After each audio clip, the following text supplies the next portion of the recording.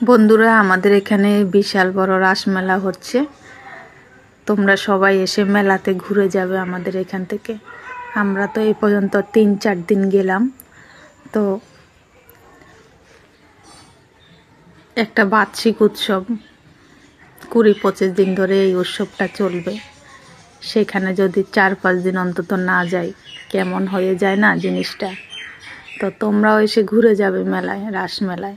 ভীষণ সুন্দর ভগবান শ্রীকৃষ্ণের বিভিন্ন রাসলীলার, শ্রীকৃষ্ণ কখন কিভাবে রাসলীলা করেছিলেন সেই সমস্ত মূর্তিগুলি এখানে একদম পরপর সব সাজানো আছে। তো সবগুলো আমি ক্যামেরায় বন্দি করলাম তোমাদের সাথে শেয়ার করব বলে। আসলে রাসমেলা হলো একটি বার্ষিক উৎসব, যা প্রধানত শ্রীকৃষ্ণের রাসলীলার স্মরণে পালিত হয় এবং এটি কার্তিক মাসের পূর্ণিমার সময় অনুষ্ঠিত হয়। এই উৎসবটি মূলত ভক্তদের জন্য একটি আধ্যাত্মিক অনুষ্ঠান, যেখানে রাসলীলা ও সঙ্গীত নৃত্যের মাধ্যমে ঈশ্বরের প্রতি ভক্তি প্রকাশ করা হয়। এটি একটি ধর্মীয় মেলা হিসেবেও পরিচিত এবং বিভিন্ন স্থানে, বিশেষ করে মণিপুরে, সুন্দরবন ও কুয়াকাটা, নবদ্বীপ, শান্তিপুর এবং আমাদের এখানে দত্তপুকুর, মধ্যমগ্রাম সহ বিভিন্ন জায়গায় এই রাসমেলাটি উদযাপিত হয়। তো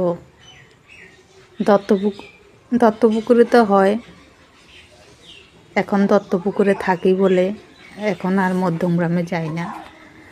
তো মধ্যমগ্রামে আমি কয়েকবার গিয়েছি রাসের মেলাতে। তো ঘুরলাম ফিরলাম, সঙ্গে কাকিমা গেল। বড়দি ভাই আগের দিন যেতে পারেনি, বড়দি ভাই পরের দিন বড়দি ভাইকে নিয়ে গেলাম। তো দেখতে পাচ্ছ বন্ধুরা, কি সুন্দর কাঠের জিনিসের দোকান।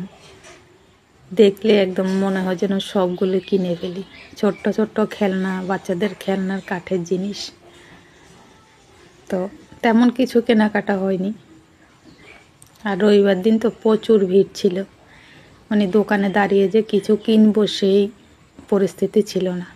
তো শুধু কাপ আর 12খানা চামচ নিয়েছি, কাকিমা 6খানা নিয়েছে আর আমি 6খানা নিয়েছি। তো এই হলো। আর আমরা তো চা খাই বেশি, এই জন্য আমার কাপ খুব ভাঙে। কাপকে কিনি আর কেবল ভাঙে, তাই আমার কাপটাই প্রচুর লাগে ঘরে, তাই কাপ আর চামচই কিনেছি। তো টাটা বন্ধুরা, সেটা তোমাদের সাথে শেয়ার করলাম। তো টাটা সবাইকে। আর